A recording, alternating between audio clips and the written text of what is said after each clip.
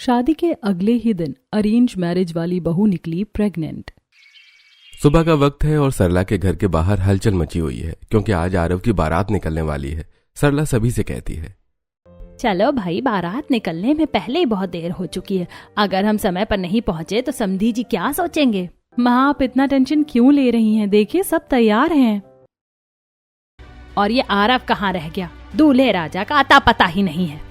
माँ, मैं यही हूँ, लेकिन नीरज कहीं दिखाई नहीं दे रहा है। सरला, तुम और छवि जाकर बड़ी गाड़ी में बैठो, मैं जरा अंदर जाकर देखूं कि नीरज कहाँ रह गया। हिमेश घर के अंदर वाली कमरे की तरफ जाता है। वो देखता है नीरज फोन पर किसी से बात कर रहा है। हिमेश उससे कहता है, अरे नीरज बेटा, बारात के लिए देर हो रही है, चलो जल्दी नीचे आओ। पिताजी, आप लोग निकलिए, मैं बस 5 मिनट में अपनी बाइक के पीछे पीछे आता हूँ। ठीक है बेटा, मुहूर्त का ध्यान रखना। ऐसा कहकर हिमेश बाहर आता है और सभी लोग बारात लेकर निकल जाते हैं। इधर नीरज रश्मि से कहता है, रश्मि, तुम समझ क्यों नहीं रही हो? आज भैया की शादी है, मैं इस वक्त कैसे आ सकता हूँ? मुझे कुछ नहीं पता नीरज, तुम्हारा मुझसे मिलना इस वक्त बहुत जरूरी है। अगर तुम अभी नहीं आए तो शायद हम कभी नहीं मिल पाएंगे। नीरज मजबूर होकर अपनी बाइक निकालता है और रश्मि से मिलने पार्क में पहुंचता है और कहता है, रश्मि, मैं अभी तुमसे शादी नहीं कर सकता। तुम जानते हो मेरे घर वाले लव मैरिज के कितने खिलाफ हैं। वो ये कभी नहीं मानेंगे, खासकर इस तरह से। देखो नीरज, अगर तुमने अब मुझे मना किया या मुझे बीच रास्ते में छोड़ा तो मैं जहर खा लूंगी।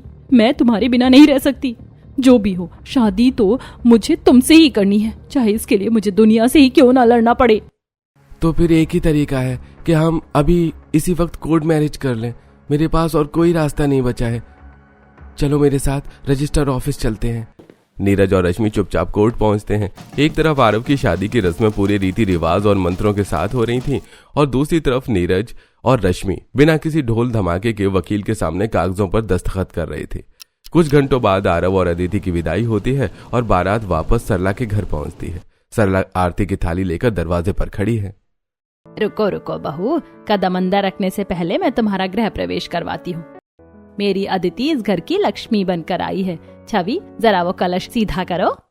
सरला अदिति की आरती उतारती है, उसके माथे पर तिलक लगाती है और अदिति मुस्कुराते हुए घर के अंदर कदम रखती है। पूरा परिवार अदिति के स्वागत में मगन है। तभी पीछे से नीरज की आवाज सुनाई देती है जो सबको चौंका देती है। नीरज के साथ रश्मि खड़ी है जिसके गले में फूलों की माला है और मांग में सिंदूर। माँ, क्या आप अपनी छोटी बहू का गृह प्रवेश नहीं करवाओगी? सरला जैसे ही पलट कर देखती है, उनके हाथ से आरती की थाली छूटते छूटते बचती है। वो गुस्सा होते हुए कहती है, ये क्या तमाशा है नीरज?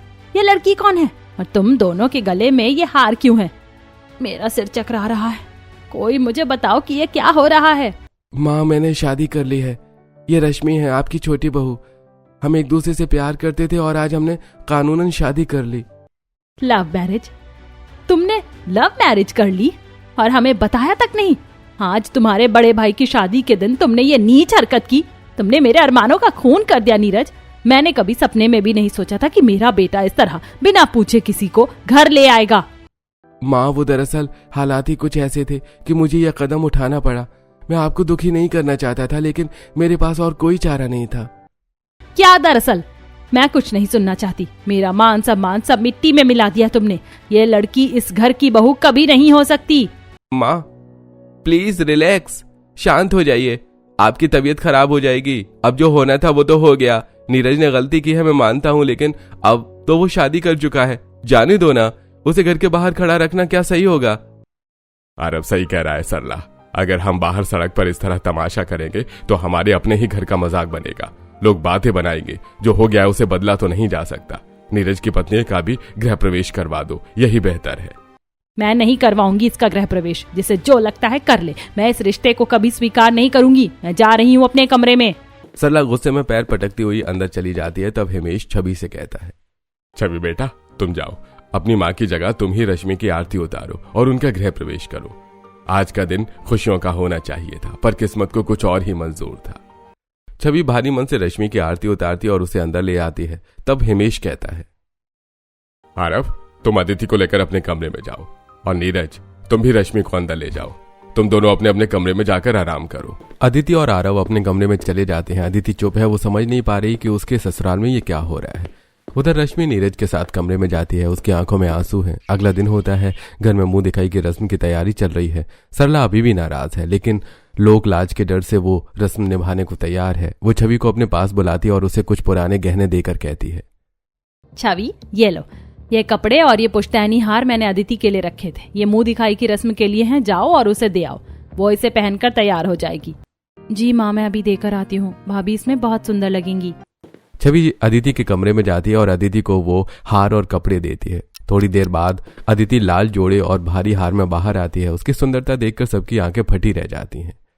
अदिति बेटा, तुम बहुत सुंदर लग रही हो, ये हार तुम पर बहुत फब रहा है। सच में भाभी, आप बिल्कुल किसी राजकुमारी जैसी लग रही हैं।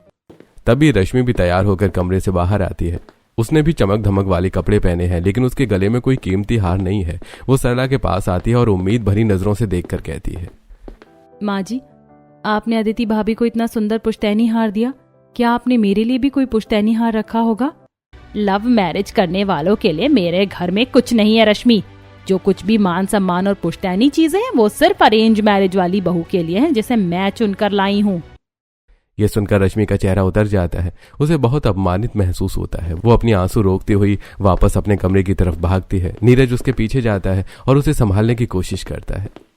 रश्मि प्लीज दुखी मत हो, माँ का गुस्सा बस क्षणिक है, कुछ दिनों में सब ठीक हो जाएगा। वो तुम्हें भी उतना ही प्यार देंगी जितना अदिति भाभी को। तुम चिंता मत करो, बस तैयार हो जाओ, मुंह दिखाई की रस्म शुरू होने वाली है, लोग आते ही होंगे। ठीक है, मैं तैयार होती हूँ। थोड़ी देर बाद रश्मि तैयार होकर बाहर आती है। मुंह दिखाई की रस्म शुरू होती है। अड़ोस पड़ोस की औरतें आती हैं और दोनों बहुओं को देखती हैं। लोग अदिति और रश्मि दोनों की तारीफ कर रहे हैं। तभी माला कहती है, वाह सरला, तुम्हारी दोनों बहुएं तो बड़ी प्यारी हैं, घर की रौनक बढ़ गई है। रस्म चल ही रही होती है कि अचानक अदिति का चेहरा पीला पड़ने लगता है। उसे बेचैनी महसूस होती है और वो अपना पेट पकड़ लेती है। अचानक उसे तेज उबकाई आती है और वो अपना मुंह ढककर बाथरूम की तरफ भागती है। उसको लगता है कि शायद उसे घबराहट हो रही है, लेकिन रश्मि की नजर उस पर जमी हुई है। अदिति बाहर आती है और दोबारा सोफे पर बैठती है, लेकिन उसे फिर से उल्टियां होने लगती हैं। औरतों के बीच कानाफूसी शुरू हो जाती है। हे भगवान, ये क्या देख रही हूँ? शादी को अभी एक दिन ही हुआ और बड़ी बहू को इस तरह उल्टियाँ हो रही हैं। हाँ बहन, जिस तरह से उल्टियाँ कर रही है उस तरह की उल्टियाँ तो सिर्फ प्रेगनेंसी में ही होती है। शादी के अगले ही दिन कोई इतना बीमार कैसे हो सकता है? इसके पीछे और क्या कारण हो सकता है? रश्मि ये सारी बातें सुन लेती है। उसके दिमाग में एक शंख की घंटी बजती है। वो सोचने लगती है, ओ माय गॉड, शादी के अगले ही दिन अरेंज मैरिज वाली बहू निकली प्रेग्नेंट। अब तो क्या होगा? मुंह दिखाई की रस्म जैसे तैसे खत्म होती है और लोग चले जाते हैं। सरला भी थककर अपने कमरे में चली जाती है। तभी रश्मि सरला के कमरे में आती है और कहती है, माँ जी, मुझे आपसे कुछ बहुत जरूरी बात करनी है। ये बात हमारे घर की इज्जत से जुड़ी है। क्या बात करनी है तुम्हें मुझसे? जल्दी बोलो, मुझे आराम करना है। माँ जी, जो औरतें आई थी मुंह दिखाई के लिए, वो कह रही थी कि अरेंज मैरिज वाली बहू यानी अदिति भाभी प्रेग्नेंट है, और मैंने खुद उन्हें आज कई बार उल्टियाँ करते हुए देखा है। शादी के अगले ही दिन ये सब होना क्या आपको अजीब नहीं लगता? ये तुम क्या बकवास कर रही हो रश्मि? शर्म नहीं आती अपनी जेठानी पर ऐसा कीचड़ उछालते हुए? तुमने खुद लव मैरिज करी है, इसीलिए तुम अरेंज मैरिज वाली बहू को नीचा दिखाना चाहती हो? जाओ यहाँ से, और आइंदा ऐसी गंदी बात मत करना। माँ जी, मैं झूठ नहीं बोल रही हूँ, मुझे शक है इसीलिए कह रही हूँ। रश्मि की बात सुनकर सरला छवि को आवाज देकर बुलाती है और कहती है, छवि जाओ, अपनी अदिति भाभी को बुला कर लाओ, अभी दूध का दूध और पानी का पानी हो जाएगा। छवि अदिति को लेकर आती है। अदिति अभी भी थोड़ी कमजोर लग रही है। अदिति, ये तुम्हारी देवरानी कह रही है कि तुम प्रेग्नेंट हो। औरतों ने बाहर कुछ बातें की हैं तुम्हारी उल्टियों को लेकर, क्या ये सच है? क्या शादी के अगले ही दिन तुम प्रेग्नेंट निकली? नहीं नहीं माँ जी, ऐसी कोई बात नहीं है। भला शादी के अगले दिन कोई प्रेग्नेंट कैसे हो सकता है? वो तो मुझे सुबह से गैस और एसिडिटी की समस्या हो गई थी। शायद नई जगह का खान पान मुझे सूट नहीं किया, इसीलिए उल्टियाँ हो रही थी। सुन लिया तुमने? अच्छे से सुन लिया ना? मेरी बहू को गैस की समस्या है और तुम उसे प्रेगनेंसी का नाम दे रही हो। अब जाओ यहाँ से, और आज के बाद ऐसी फालतू और घटिया बातें मेरे सामने मत करना, वरना मुझसे बुरा कोई नहीं होगा। ठीक है माँ जी, जैसा आपको सही लगे। रश्मि वहां से चली जाती है, लेकिन उसका शक कम नहीं होता। उसे लगता है कि अदिति कुछ छुपा रही है। अगली सुबह रश्मि उठकर किचन की तरफ जाती है। वो देखती है कि अदिति वहां पहले से ही मौजूद है और चोरी छुपे जार से अचार निकाल कर खा रही है। ये देखकर रश्मि कहती है, जेठानी जी, आप सुबह सुबह खाली पेट अचार खा रही हैं? अरे रश्मि, तुम कब आई? हाँ, वो मुझे अचार बहुत पसंद है ना, इसीलिए बस थोड़ा सा चख रही थी। अचार पसंद होना अलग बात है, लेकिन जिस तरह से आप उसे खा रही थी वो सिर्फ प्रेगनेंसी में ही देखा जाता है। क्या वाकई जो मैंने माँ जी से कहा था वो गलत था? तुम बहुत ज्यादा सोचती हो रश्मि। आओ ना साथ मिलकर नाश्ता बना लेते हैं, माँ जी उठने ही वाली होंगी। दोनों साथ में खाना बनाने लगती हैं। तभी सरला वहां आती है और कहती है, रश्मि यहाँ खड़े होकर बातें मत बनाओ, जाओ जाकर बाड़े में जितने कपड़े हैं वो सारे धो लो और कपड़े धोने के बाद पूरे घर की साफ सफाई कर लेना। मेरी बहन आने वाली है, घर चमकना चाहिए। माँ जी मैं पहले अदिति भाभी के साथ खाना बनवा लेती हूँ, फिर कपड़े धो लूंगी। कोई जरूरत नहीं है, खाना बड़ी बहू बना लेगी, वो एक्सपर्ट है। ऐसा कहकर सरला रश्मि को रसोई से हटा देती है। रश्मि गुस्से में कपड़े धोने चली जाती है। अदिति शांति से खाना बनाती और डाइनिंग टेबल पर लगा देती है। थोड़ी देर बाद अदिति खाना बनाकर डाइनिंग टेबल पर लगा देती है। सभी खाना खाने बैठ जाते हैं और अदिति सरला से पूछती है, माँ जी क्या मैं रश्मि को भी बुला लूं? वो सुबह से कपड़े धो रही है, थक गई होगी। तुम रहने दो बेटा, तुम बैठो। छवि जा जरा उस महारानी को बुला कर ला। छवि बाहर जाती है जहां रश्मि पसीने में तर कपड़े धो रही है। छवि कहती है, भाभी बस कीजिए, माँ बुला रही है, खाना लग गया है। बस थोड़ी देर में आती हूँ छवि, कपड़े धुल गए हैं, बस इन्हें फैला देती हूँ। रश्मि धुले हुए कपड़े छत पर ले जाकर फैलाती है और हाथ मुंह धोकर डाइनिंग टेबल पर आती है। वो देखती है कि सरला अदिति को बड़े प्यार से अपने हाथों से निवाला खिला रही है और कह रही है, बहू तुम थोड़ा ज्यादा खाओ, तुम कल बीमार थी ना, शरीर में कमजोरी आ गई होगी। लो ये सब्जी और लो। ये देखकर रश्मि मन ही मन सोचती है, जेठानी जी पर कितना प्यार लुटाया जा रहा है और मेरे साथ इतना बुरा व्यवहार, ये भेदभाव सिर्फ इसलिए क्योंकि मैंने अपनी पसंद से शादी की। रश्मि ऐसा सोच ही रही थी कि तभी नीरज कहता है, रश्मि आओ तुम भी बैठ जाओ और खाना खा लो। रश्मि भी डाइनिंग टेबल पर बैठ जाती है। सब लोग खाना खाने लगते हैं। ऐसे ही कुछ दिन बीत जाते हैं। एक दिन सरला सभी लोगों से कहती है, आज मोहल्ले में हमारे पड़ोसी के जन्मदिन का प्रोग्राम है, उन्होंने हमें सब परिवार बुलाया है। अदिति बेटा तुम तैयार हो जाओ, हम सब चलेंगे। माँ जी क्या मैं भी तैयार हो जाऊं? हाँ हो जाओ, अब मुझसे क्या पूछ रही हो? क्या तुमने शादी मुझसे पूछ कर की थी? जो मर्जी आए करो। यह सुनकर रश्मि को बहुत बुरा लगता है। दोनों बहुएं अपने अपने कमरे में तैयार होने जाती हैं। अदिति आरव से कहती है, आरव मुझे लगता है माँ जी को रश्मि पर इतना गुस्सा नहीं करना चाहिए, वो भी तो इस घर की बहू है। गलती सबसे होती है लेकिन उसे इस तरह नजरअंदाज करना सही नहीं है। हाँ अदिति मैं तुम्हारी बात से सहमत हूँ। मैं माँ से बात करूंगा और उन्हें समझाने की कोशिश करूंगा। फिलहाल तो तुम तैयार हो जाओ। अदिति तैयार हो जाती है। तब आरव उसे देखकर कहता है, तुम बहुत सुंदर लग रही हो अदिति। अगर तुम कहो तो फंक्शन के बाद हम तुम्हारे मायके भी घूम आते हैं। काफी दिन हो गए तुम्हें वहां गए हुए। नहीं आरव, तुम्हें तो पता है कि मेरे घर वाले कितना गुस्सा हैं। शादी के बाद जिस तरह की बातें हुई वो मुझसे बात करना भी पसंद नहीं करेंगे। मैं नहीं जाऊंगी, अभी रहने दो। दूसरी तरफ रश्मि तैयार होकर आईने के सामने खड़ी नीरज से कहती है, नीरज माँ जी अदिति भाभी को कितना चाहती हैं, उनसे कितने प्यार से बात करती हैं, लेकिन मेरे साथ उनका व्यवहार इतना रूखा है। मुझे ये बिल्कुल अच्छा नहीं लगता। क्या मैं कभी उनका दिल जीत पाऊंगी? रश्मि हमने लव मैरिज की है, इसीलिए ऐसा है। मैंने तुम्हें पहले ही बताया था कि घर वाले इसके कितने खिलाफ हैं, लेकिन तुम चिंता क्यों करती हो? मैं हूं ना तुम्हारे साथ। मैं माँ से बात करूंगा, धीरे धीरे चीजें ठीक हो जाएंगी। और सुनो, अगर तुम कहो तो पार्टी से लौटते समय हम तुम्हारे मायके चलेंगे। तुम अपने घर वालों से मिल लेना। मैं किस मुंह से अपने मायके वालों से मिलूंगी नीरज? उस हादसे के बाद से तो शायद वो मेरा चेहरा भी देखना पसंद ना करें। थोड़ी देर बाद दोनों बहुएं बाहर आती हैं। छवि उन्हें देखकर कहती है, भाभी आज तो आप दोनों ही बहुत सुंदर लग रही हो, नजर ना लगे किसी की। अच्छा तारीफ ही करती रहोगी, आप चलोगी भी? देर हो रही है। सब लोग पार्टी में पहुंचते हैं। मोहल्ले की औरतें उन्हें देखकर खुसर फुसर करने लगती हैं। अरे सरला तो कहती थी कि वो कभी लव मैरिज वाली बहू नहीं लाएगी, पर बच्चों के आगे किसकी चलती है। लेकिन मैंने तो सुना है कि वो अपनी लव मैरिज वाली बहू को ज्यादा नहीं चाहती, सारा प्यार अरेंज मैरिज वाली पर ही लुटाती है। इधर सरला अदिति से कहती है, चलो अदिति बहू, वो सामने वाली टेबल खाली है, वहीं बैठकर खाना खाएंगे। सब लोग एक गोल मेज के चारों तरफ बैठ जाते हैं। वेटर खाना लेकर आता है। तब सरला कहती है, अरे भाई सुनो, मेरी बड़ी बहू अदिति को आइसक्रीम बहुत पसंद है, उसके लिए वनीला आइसक्रीम ले आना। माँ जी मुझे पेस्ट्री बहुत पसंद है, क्या मेरे लिए पेस्ट्री का भी बोलेंगी? सरला चुप रहती है जैसे उन्होंने सुना ही ना हो। अरे क्यों नहीं बेटा, भाई एक पेस्ट्री भी ले आना इनके लिए। थोड़ी देर बाद वेटर आइसक्रीम और पेस्ट्री ला देता है। सभी लोग खाना खाते हैं और घर वापस आ जाते हैं। अगले दिन रश्मि अपने कमरे से बाहर निकल रही होती है कि वो आरव और अदिति के कमरे के बाहर रुक जाती है। आरव अदिति से धीरे धीरे बात कर रहा है। अदिति तुम क्यों परेशान होती हो? मैं तुम्हें डॉक्टर के पास ले जाऊंगा। पर आरव अगर किसी को पता चला तो? अरे कुछ नहीं होगा, पिछले महीने तो सारी रिपोर्ट्स नॉर्मल थी, इस बार भी सब ठीक होगा। तुम जल्दी से तैयार हो जाओ, हम निकलते हैं। रश्मि ये सुनकर दंग रह जाती है। उसका शक अब यकीन में बदलने लगता है। वो अपने कमरे में वापस आती है और अपने आप से कहती है, डॉक्टर के पास और पिछले महीने की रिपोर्ट, इसका मतलब अदिति भाभी पक्का प्रेग्नेंट है और वो डॉक्टर के पास चेकअप के लिए जा रही हैं। तभी आरव सरला के पास जाता है और कहता है, माँ, मैं अदिति को डॉक्टर के पास ले जा रहा हूँ।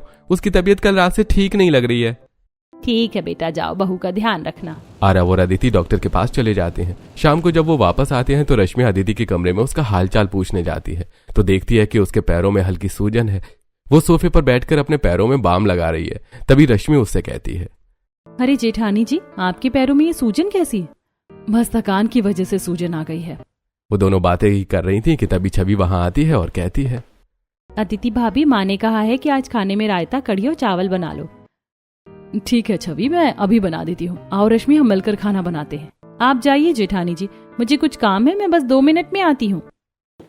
अदिति किचन में चली जाती है और छवि भी वहां से अदिति के साथ ही चली जाती है। उनके जाने के बाद रश्मि अदिति के कमरे की तलाशी लेने लगती है। वो यहाँ वहां कुछ ढूंढने लगती है। अचानक उसकी नजर बिस्तर के नीचे दबी एक फाइल पर पड़ती है। वो फाइल निकालती है और उसे खोलकर देखती है। उसके होश उड़ जाते हैं। वो अपने आप से कहती है, तो ये बात है। रश्मि फाइल वापस वहीं रख देती है और चुपचाप किचन में आ जाती है। वो अदिति के साथ खाना बनाने लगती है। खाना बनाकर दोनों बहुएं खाना टेबल पर लगा देती हैं। सभी लोग खाना खाने लगते हैं। खाना खाते हुए सरला कहती है, कल मेरी बहन आ रही है और अदिति उसके लिए सारा खाना बनाएगी और रश्मि तुम घर की साफ सफाई करोगी। माँ, आप ऐसा क्यों कह रही हैं? रश्मि भी खाना अच्छा बनाती है। मुझे मत सिखाओ नीरज, जो मैंने कह दिया वो पत्थर की लकीर है। सरला की बात सुनकर नीरज चुप हो जाता है। अगले दिन एक तरफ अदिति रसोई में खाने की तैयारी कर रही थी तो दूसरी तरफ रश्मि घर की साफ सफाई कर रही थी। तभी अचानक रश्मि को अदिति के उल्टी करने की आवाज आती है। रश्मि दौड़कर सिंक के पास जाती है और अदिति से कहती है, जेठानी जी, आपको बार बार उल्टियां क्यों हो रही हैं? क्या सचमुच आपको गैस की समस्या है या बात कुछ और ही है? रश्मि, मैंने तुम्हें कितनी बार समझाया है कि ऐसी कोई बात नहीं है। तुम्हें शर्म नहीं आती ऐसी बातें करते हुए? शर्म तो उन्हें आनी चाहिए जो पूरे परिवार को अंधेरे में रख रहे हैं। तभी सरला वहां आ जाती है और गुस्से से रश्मि से कहती है, रश्मि, मैंने तुम्हें सफाई के लिए कहा था, तुम यहाँ अदिति को क्यों परेशान कर रही हो? माँ जी, मैं कुछ नहीं कह रही, बस भाभी की तबीयत पूछ रही थी। देखिए ना, उनका चेहरा कितना पीला पड़ गया है। अरे हाँ अदिति बेटा, तुम जाओ, जाकर थोड़ी देर लेट जाओ, बाकी का काम छवि देख लेगी। तुम सवेरे से खड़ी हो, थकान हो गई होगी। नहीं माँ जी, मैं ठीक हूँ, बस थोड़ा चक्कर जैसा महसूस हुआ था। मैं अभी खाना बना लेती हूँ, मौसी जी आने ही वाली होंगी। ऐसा कहकर अदिति किचन में चली जाती है। दोपहर का समय होता है। सरला की बहन और उनके कुछ रिश्तेदार घर पहुंचते हैं। थोड़ी देर बाद अदिति सभी के लिए खाना परोसती है। सब लोग डाइनिंग टेबल पर बैठकर खाना खाते हैं और खाने की तारीफ करते हैं। वाह सरला, तेरी बड़ी बहू के हाथ में तो जादू है। इतना स्वाद तो शहर के बड़े होटलों में भी नहीं मिलता। सच में तू बहुत खुशकिस्मत है कि तुझे ऐसी गुणवान बहू मिली। हाँ बहन, अदिति तो मेरे घर की शान है। मैंने बहुत सोच समझ कर इसे चुना था। संस्कार तो इसके खून में है। संस्कार या फिर चालाकी, आज तो इस नाटक का अंत करना ही पड़ेगा। माँ जी का अंधा विश्वास अब टूटना चाहिए। रश्मि, तुम खाना क्यों नहीं खा रही हो? क्या हुआ? नीरज की बात सुनकर रश्मि खाना खाने लगती है। खाना खाने के बाद सब लोग हॉल में बैठे बातें कर रहे हैं। अदिति चाय लेकर आती है और जैसे वो चाय की ट्रे मेज पर रखती है, उसे अचानक बहुत तेज चक्कर आता है। उसकी आंखों के सामने अंधेरा छा जाता है और वो लड़खड़ाकर गिरने ही वाली होती है कि आरव उसे थाम लेता है और कहता है, अदिति, क्या हुआ? आंखें खोलो। माँ देखिए इसे क्या हुआ? अरे जल्दी से इसे सोफे पर लिटाओ। छवि, पानी लेकर आ। अदिति बेटा, क्या हुआ तुम्हें? माँ जी, इसमें हैरान होने वाली क्या बात है? मैंने तो आपसे पहले ही कहा था, ये चक्कर, ये उल्टियां, ये सब कमजोरी नहीं है। अदिति भाभी प्रेग्नेंट है। रश्मि, जुबान को लगाम दो। मेरी बहन के सामने ये क्या बेहुदा बातें कर रही हो? अभी कुछ दिन पहले ही शादी हुई है और तुम ऐसी गंदी अफवाह फैला रही हो। ये अफवाह नहीं है माँ जी, मैं तो पहले ही बता रही थी, पर आपने मुझ लव मैरिज वाली बहू पर भरोसा नहीं किया। आप अपनी अरेंज मैरिज वाली बहू पर गर्व करती रही, पर देखिए वो शादी के अगले ही दिन प्रेग्नेंट निकली। सरला, ये छोटी बहू क्या कह रही है? क्या वाकई ये सच है? अगर ये सच है तो ये बहुत बड़े शर्म की बात है। नहीं बहन, ये छोटी बहू बस इसे नीचा दिखाने के लिए झूठ बोल रही है। इसे जलन होती है कि मैं अदिति को ज्यादा प्यार करती हूँ। रश्मि, तुम जानबूझकर इसका बुरा करना चाहती हो, इसीलिए मुझे लव मैरिज वाली लड़कियों पर भरोसा नहीं। तुम लोग घटिया होती हो, अपने स्वार्थ के लिए किसी पर भी कीचड़ उछाल देती हो। माँ जी, अब बहुत हो गया। आपको मेरी बातों पर भरोसा नहीं है ना? रुकिए, मैं अभी दूध का दूध और पानी का पानी कर देती हूँ। ऐसा कहकर रश्मि वहां से चली जाती है। थोड़ी देर बाद वो एक फाइल लेकर वापस आती है और सभी को दिखाते हुए कहती है, ये लीजिए माँ जी, ये अदिति भाभी की प्रेगनेंसी रिपोर्ट है। इस पर उनका नाम पढ़ लीजिए। और तारीख भी देख लीजिए, ये फाइल उनके बिस्तर के नीचे छुपी हुई थी। अब बताइए, क्या अब भी मैं घटिया और झूठी हूँ? सरला कांपते हाथों से फाइल लेती है। जैसे वो रिपोर्ट पढ़ती है उसके पैरों तले जमीन खिसक जाती है। फाइल में साफ साफ लिखा है कि अदिति 2 महीने की प्रेग्नेंट है। सरला का चेहरा गुस्से से लाल हो जाता है। वो फाइल को मेज पर पटकती है और कहती है, अदिति, ये क्या है? क्या ये सच है? तुमने मेरे साथ इतना बड़ा धोखा किया। मुझे तुम पर इतना भरोसा था। मैंने तुम्हें अपनी पलकों पर बिठाया और तुमने मेरी पीठ में छुरा घोंप दिया। माँ जी, मेरी बात सुनिए, मैं आपको सब बताना चाहती थी। क्या बताओगी अब? कि तुमने शादी से पहले मुंह काला कर लिया था और हमने तुम्हें इतनी धूमधाम से घर की इज्जत बनाकर लाया। धिक्कार है तुम पर। माँ बस कीजिए, इसमें अदिति की कोई गलती नहीं है। ये सब मैंने किया है। अब समय आ गया है कि मैं आपको पूरा सच बता दूं। आरव गहरी सांस लेता है और बताता है, उस दिन मैं और अदिति कैंटीन में बैठे अपने दोस्तों के साथ बातें कर रहे थे। आरव, मैं पिछले 3 साल से कह रही हूँ कि हम शादी कर लेते। हमारे रिश्ते के बारे में अब घर पर बात करनी चाहिए। अदिति, मैंने कोशिश की थी, पर तुम्हें पता है कि मेरी माँ कितनी सख्त है। वो कभी लव मैरिज के लिए नहीं मानेंगी। वो हमेशा कहती हैं कि बहू उनके पसंद की ही आएगी। पर आरव, मैं प्रेग्नेंट हूँ, कुछ तो रास्ता निकालना ही पड़ेगा। यार आरव, एक तरीका है। तेरे घर के पंडित जी और मेरे घर के पंडित जी एक ही हैं। क्यों ना अदिति की फोटो उन पंडित जी को दे दूं और वो रिश्ता लेकर तेरे घर जाएं। माँ को लगेगा कि रिश्ता पंडित जी लाए हैं और वो उसे अरेंज मैरिज समझकर मान जाएंगी। और उसके बाद जो हुआ आप लोग जानते हैं। तो तुम दोनों ने मिलकर मुझे बेवकूफ बनाया। तुम आज तक मेरी नजरों में इतनी अच्छी थी अदिति, पर अब तुम मेरी नजरों से गिर गई हो। तुमने मेरे विश्वास का कत्ल किया है। तुमसे तो अच्छी है लव मैरिज वाली बहू रश्मि है, जिसने कम से कम सच तो नहीं छुपाया। माँ जी, प्लीज मुझे माफ कर दीजिए। बस बहुत हो गया। आज के बाद तुम मेरे लिए मर गई हो अदिति। मैं तुमसे कोई रिश्ता नहीं रखना चाहती। रुकिए माँ, अभी आधा सच ही आपको पता चला है, पूरा सच तो अभी भी बाकी है। अब क्या बाकी रह गया नीरज? क्या तुमने भी कोई बम फोड़ना बाकी रखा है? हाँ माँ, अगर आप भाभी को उनके अतीत के लिए सजा दे रही हैं तो मुझे भी सजा दीजिए। रश्मि, तुमने भाभी का राज तो खोल दिया, लेकिन अपने बारे में कुछ नहीं बताया।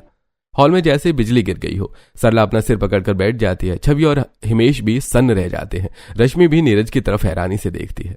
माँ, आप लोग जानना चाहते हैं ना कि मैं भैया की शादी में क्यों नहीं आया? तो सुनिए, उस दिन जब बारात निकल रही थी, रश्मि का मुझे फोन आया और उसने मुझे मिलने के लिए पार्क में बुलाया। फिर जब मैं उसे मिलने गया तो रश्मि मुझसे बोली, नीरज, मैं प्रेग्नेंट हूँ। अगर तुम अब मुझसे शादी नहीं करोगे तो मेरे पास मरने के अलावा कोई रास्ता नहीं बचेगा। मेरे घर वाले मुझे मार डालेंगे। क्या? ये तुम क्या कह रही हो? ठीक है रश्मि, शांत हो जाओ। एक ही तरीका है कि हम अभी लव मैरिज कर लें, पर माँ को ये बात अभी पता नहीं चलनी चाहिए। कब तक छुपाएंगे नीरज? तब तक जब तक तुम माँ का दिल न जीत लो। अगर उन्हें अभी पता चला तो वो तुम्हें घर में कदम भी नहीं रखने देंगी। माँ, इसीलिए हमने ये छुपाया था। और रश्मि, तुम क्या सोच रही थी कि अदिति भाभी को तुम्हारी प्रेगनेंसी के बारे में कुछ नहीं पता था? उन्हें सब पता था। याद है एक दिन तुम्हारे पेट में दर्द हो रहा था, उसी दिन मैंने चुपके से भाभी को सब बता दिया था और उनसे मदद मांगी थी। उन्होंने ही मुझे दवाइयां बताई थी और कहा था कि रश्मि का ध्यान रखना। क्या भाभी को सब पता था?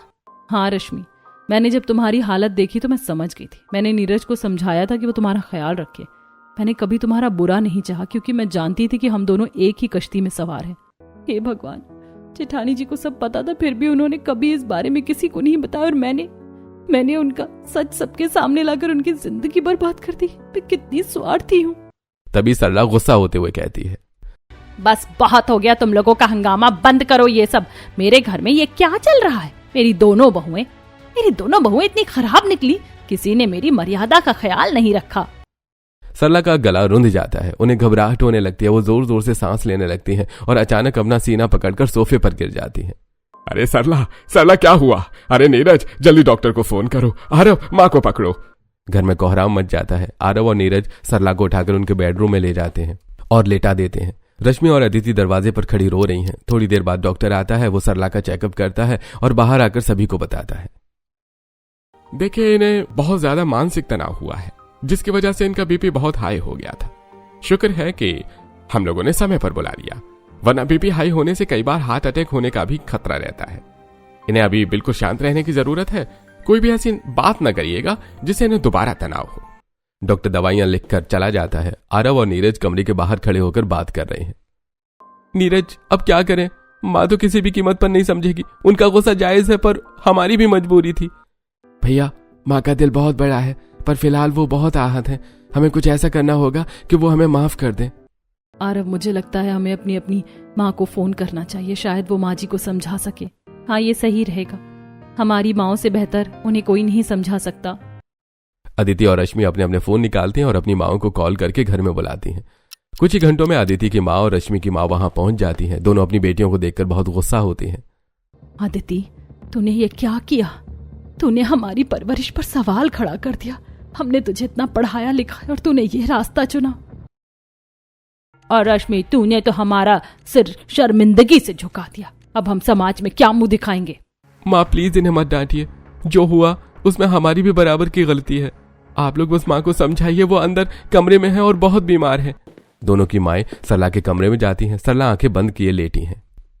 सरला जी, कैसी हैं आप? देख लिया आप लोगों ने, आपकी बेटियों ने मेरे घर का क्या हाल कर दिया है।